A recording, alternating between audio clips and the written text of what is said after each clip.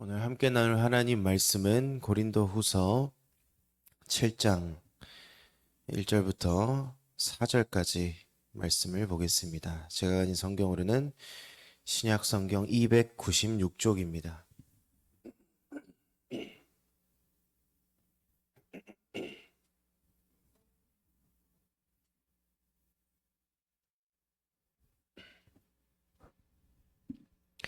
고린도후서 7장 1절부터 4절까지 말씀입니다.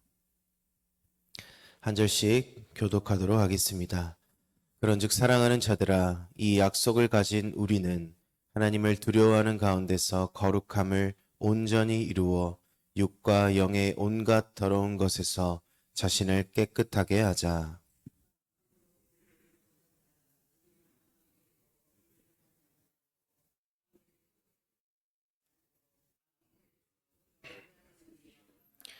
내가 이 말을 하는 것은 너희를 정죄하려고 하는 것이 아니라 내가 이전에 말하였거니와 너희가 우리 마음에 있어 함께 죽고 함께 살게 하고자 함이라.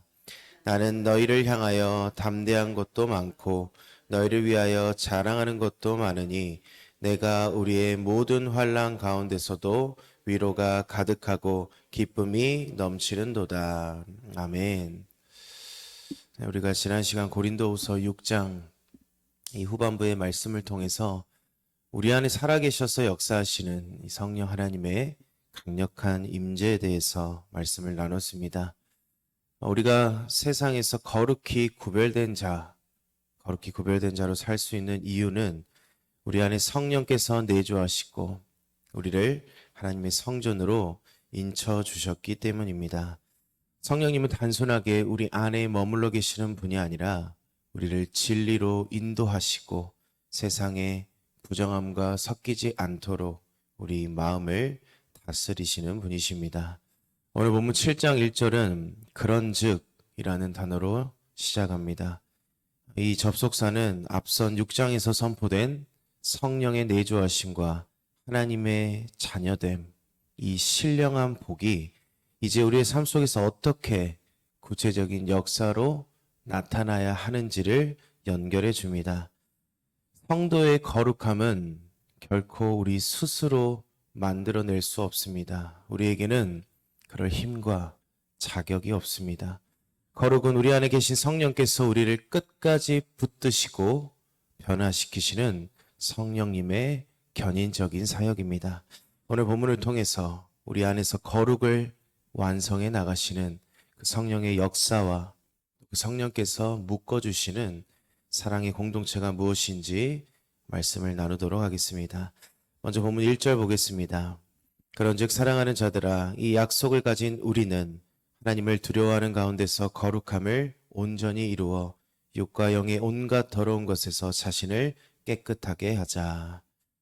사도 바울은 먼저 우리가 어떤 존재인지를 선포합니다. 우리는 약속을 가진 자다. 여기서 말하는 이 약속이 무엇입니까? 우리가 지난 시간 나누었던 고린도서 6장 17절, 18절의 내용입니다. 그러므로 너희는 그들 중에서 나와서 따로 있고 부정한 것을 만지지 말라. 내가 너희를 영접하여 너희에게 아버지가 되고 너희는 내게 자녀가 되리라. 전능하신 주의 말씀이니라 하셨느니라. 이 전능하신 하나님께서 친히 우리의 아버지가 되시고 우리는 그분의 자녀가 되었다. 이 언약적인 약속이 우리의 정체성의 뿌리가 되는 것입니다. 그렇게 하나님의 자녀가 된 우리들의 거룩함은 어떠한 우리가 구원의 자격을 얻기 위한 노력이 아니라 이미 받은 약속의 그 풍성함을 확인하는 과정이 되는 것입니다. 이 약속은 단순한 제안이 아닙니다. 하나님의 신실하심에 근거한 확정된 보증이 됩니다. 그리고 이 약속은 과거에 받고 끝나는 것이 아니라 지금도 이 순간에도 우리는 그 약속을 손에 쥐고 있는 현재적인 소유자가 되는 것입니다. 우리가 그 하나님의 신실하신 약속을 받은 자임을 확신하게 해주는 분이 누구십니까? 그분은 바로 성령님이십니다. 성령께서 우리를 하나님의 것이라고 도장을 찍어 주셨기 때문에 우리는 더 이상 이 세상에 속한 자가 아니라 성령님을 통해서 얻는 이 확신, 하나님의 자녀인 이 확신이 바로 우리의 거룩함의 출발점이 되는 것입니다. 내가 거룩해져야지 하나님의 자녀가 되는 것이 아니라 이미 자녀라는 약속을 가졌기에 우리는 그 격에 맞는 거룩한 하나님의 성전의 삶을 살기로 결단하게 되는 것입니다. 계속해서 1절을 보면 약속을 가진 우리가 어떻게 우리 자신을 깨끗하게 할 수 있는지 바울은 이렇게 제시합니다. 하나님을 두려워하는 가운데서 거룩함을 온전히 이루어. 우리의 거룩은 내 의지와 내 노력이 아닙니다. 우리의 거룩은 하나님을 두려워하는 것에서부터 시작됩니다. 여기서 두려워함이라는 것은 우리가 흔히 어떤 무서운 감정, 공포를 말하는 것이 아닙니다. 내가 거룩하지 않으면, 내가 하나님 앞에서 죄를 짓고 사는데 나를 벌하시면 어떡하지? 라는 공포의 그런 것들이 아니라 나를 사랑하사 자녀 삼아주신 그 하나님의 위엄과 거룩하심 앞에 우리가 압도되어서 갖게 되는 경건한 경외함을 의미합니다. 우리가 정말 존경하고 닮고 싶은 분과 함께할 때 우리의 마음이 어떠합니까? 그분이 무서워서 떠는 것이 아닙니다. 오히려 그분을 너무나도 사랑하고 존경하기에 혹시 내가 그분 앞에서 무례한 행동은 하지는 않을까? 나의 부족한 모습 때문에 그분의 명예에 누를 끼치진 않을까? 우리가 노심초사하고 떨리는 마음이 생깁니다. 그분을 너무나도 닮고 싶고 그분에게 인정받고 싶고 그분을 기쁘게 해주고 싶은 그 간절한 열망 때문에 생기는 거룩한 긴장감, 그것이 바로 하나님을 두려워하는 마음입니다. 에베소서 5장 1절입니다. 그러므로 사랑을 받는 자녀같이 너희는 하나님을 본받는 자가 되고. 우리는 하나님을 무서워하는 종이 아니라 하나님의 사랑을 듬뿍 받는 자녀들입니다. 자녀가 아버지를 두려워하는 이유는 매를 맞을까봐 무서워서가 아니라 아버지의 거룩한 성품을 담고 싶기 때문입니다. 아버지를 너무 사랑하기에 아버지가 미워하시는 죄를 나도 미워하게 되는 것입니다. 시편 2편 11절은 이 마음을 이렇게 노래합니다. 여호와를 경외함으로 섬기며 떨며 즐거워할지어다. 떨며 즐거워한다. 이것은 어떻게 보면 역설적인 표현입니다.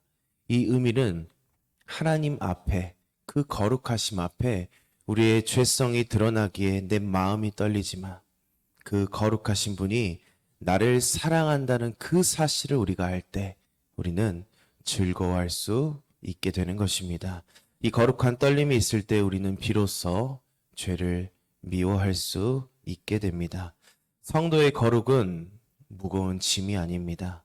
우리 안에 계신 성령께서 하나님의 거룩하심과 찬란한 영광을 보게 하실 때 우리가 그분을 너무 사랑하기에 존경하기에 닮고 싶어지는 거룩한 떨림이 되는 것입니다. 우리에게 주신 그 약속을 붙잡고 성령 안의 기쁨으로 거룩을 이루어가는 우리가 되기를 소망합니다. 이제 이 거룩의 시선이 우리 자신에게서 곁에 있는 지체에게로 향합니다. 사도 바울은 이 거룩함의 실제적인 열매를 관계 회복 속에서 찾습니다. 본문 2절 보겠습니다. 마음으로 우리를 영접하라. 우리는 아무에게도 불의를 행하지 않고 아무에게도 해롭게 하지 않고 아무에게서도 속여 빼앗은 일이 없노라. 바울이 가장 먼저 마음으로 우리를 영접하라 라고 요청합니다. 이 말씀은 이 헬라어 원문으로 보면 그 의미가 훨씬 깊습니다. 이 영접하다 라는 단어는 환영한다 라는 의미를 넘어서서 우리를 위해서 너희 마음속에 공간을 만들다 라는 의미를 가지고 있습니다. 우리가 지난 시간에 고린도후서 6장 13절에서 보았던 너희의 마음을 넓혀라 라는 바울의 권면이 실체적이고 구체적으로 나타납니다. 오늘 본문 1절에서 하나님을 경외함으로 자신을 거룩하게 하고 깨끗하게 비운 하나님의 성전인 우리는 이제 그 빈자리에 공동체와 지체를 향한 사랑을 채워 넣어야 합니다. 단순하게 바울이 좀 마음을 곱게 써봐 라는 요청을 하는 것이 아닙니다. 너희가 하나님을 참으로 두려워한다면 하나님이 사랑하시는 지체를 향해서 마음이 열어지고 사랑할 수밖에 없다라는 것입니다. 이어지는 2절의 말씀에 보면 바울이 이 자신의 사역적 결백을 주장하는 이유도 동일합니다. 이 바울이 우리가 아무에게서도 불의를 행하지 않았고 아무에게도 하지 않고 아무도 속여 빼앗은 일이 없다라고 바울이 갑자기 이렇게 사역의 결백을 주장하는 것이 아닙니다.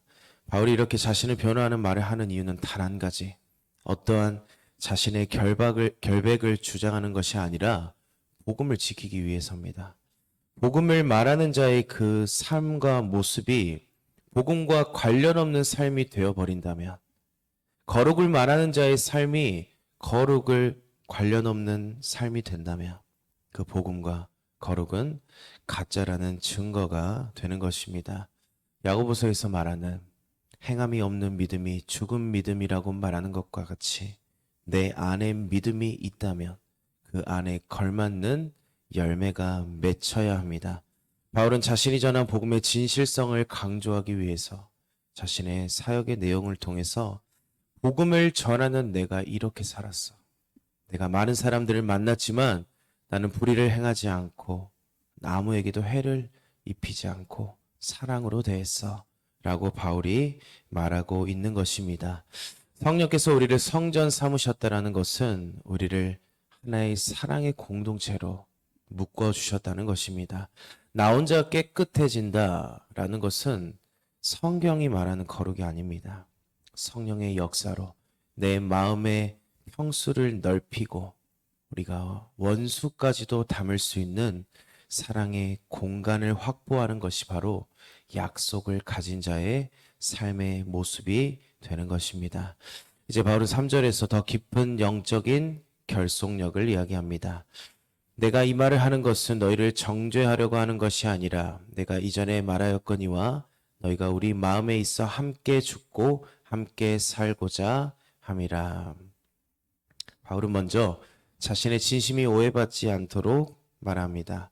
내가 이 말을 하는 것은 너희를 정죄하려고 하는 것이 아니다.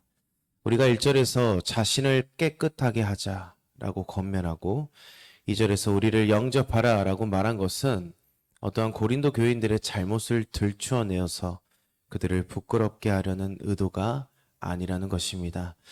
바울이 고린도전서에서부터 계속해서 고린도 교인들에게 말하는 이 편지의 내용은 정죄의 목적이 아니라 그들을 살리는 데에 목적이 있는 것입니다. 성령의 역사는 결코 정죄에서 머물지 않습니다. 로마서 8장 1절입니다. 그러므로 이제 그리스도 예수 안에 있는 자에게는 결코 정죄함이 없나니. 우리가 거룩하려고 노력하고 말씀대로 살려고 노력하다 보면 가장 빠지기 쉬운 것 중에 하나가 바로 정죄입니다. 저 사람은 예수님을 믿는다면서 왜 저럴까?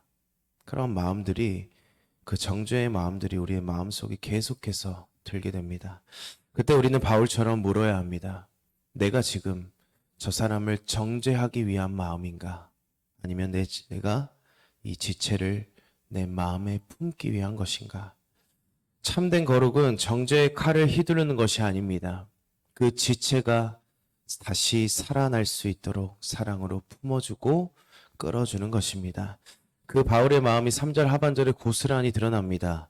너희가 우리 마음에 있어 함께 죽고 함께 살고자 함이라. 여기서 함께 죽고 함께 산다라는 단어는 원래 우리가 그리스도와 맺고 있는 관계를 설명할 때 이 단어가 사용이 됩니다. 로마서 6장 8절입니다. 만일 우리가 그리스도와 함께 죽었으면 또한 그와 함께 살 줄을 믿노니. 우리가 그리스도와 연합되어서 함께 죽고 함께 사는 존재가 된 것처럼 그리스도의 영이 성령께서 우리 안에 거하시기에 이제 우리는 믿는 자들의 공동체는 이 생사호락을 함께하는 존재들이 된 것입니다. 요즘 SNS에서 보면 가나안 성도라는 단어가 생겨났습니다.